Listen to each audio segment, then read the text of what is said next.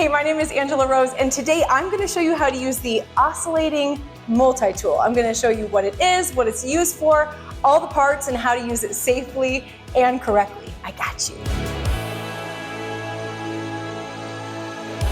So Angela, what is an oscillating multi-tool? You guys, this tool is so rad. It is super versatile, it's handheld, and it is sneaky awesome. So it's got this oscillating head. It's just going back and forth like this. It's not shaking its head no at you, it's shaking its head yes, because this thing can fit in a lot of really tight, awkward areas and is super helpful. So it can plunge cut into drywall, get really precise around a baseboard.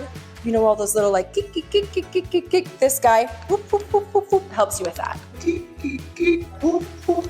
And you can actually interchange this head with a variety of different attachments for a lot of different uses. Okay, you've got cutting blades, sanding, grinding, scraping, lots of different materials. Possibilities are endless.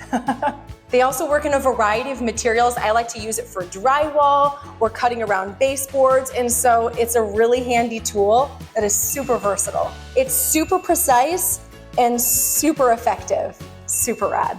So before using this tool, we want to familiarize ourselves with it. So let me give you a little tour around the oscillating multi-tool.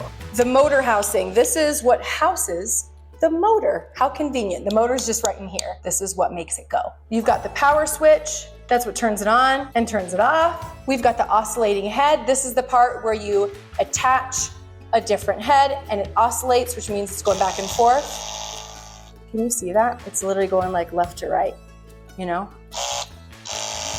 Really fast. I wonder if this moves faster than a hummingbird. Do you know a hummingbird's wings beat something crazy like 70 or 140 times per second?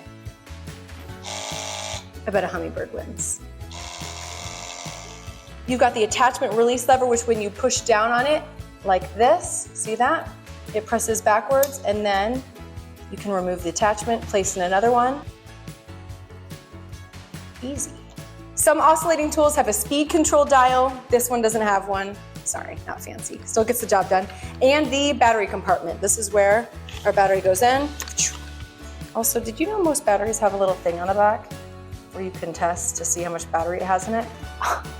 Well done, designers. All right, have I convinced you yet that you want to use this? But to use it, first we want to learn how to do it safely. The thing is always to think about. I want to drill this into your brain. We're always going to use safety glasses to protect our eyes. We're always going to put on a mask to protect our lungs so we're not breathing in anything. Tight-fitting clothes, not loose so that it gets caught in everything. Be aware of jewelry, hair back. I don't have a hairband. We're resourceful. We're DIYers. We're using a bracelet. Hair back. You check out your tool, make sure it looks good. You look good. The head is nice and secure. And now we're going to make sure that the piece that we're working on is also secure. So I'm going to clamp down this board for our pretend little baseboard to work on. So you're gonna start just slow with nice normal pressure. If it's feeling a little hot, take a break from it. And lastly, when it's not in use, take out the battery, especially when you're switching the attachments. Okay, first I'm gonna show you is a baseboard. Just pretend like there's some awkward little wall situation happening. I'm gonna start nice and slow. I'm gonna make sure my hands are nowhere near this blade. Always be aware of your hands.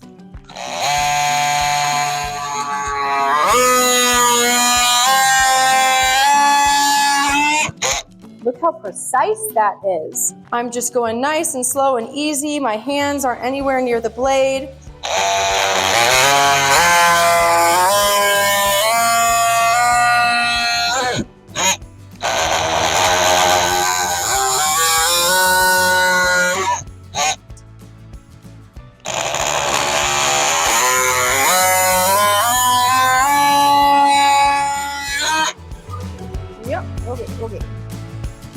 Okay, we made a super little precise cut. Now I know normally you don't want a cut that's just like this, but this is really helpful if you need to cut under, you know, like a door trim or a baseboard or around something or an outlet, something where you need it to be precise. This is also really good in drywall. And that's it. You've just learned how to use the oscillating multi-tool and how to use it safely. Remember to like, subscribe, and if you have any questions, put them down below in the comments. And for other tutorials like this and projects and room makeovers, I'll link some of them down below in the description. Check them out.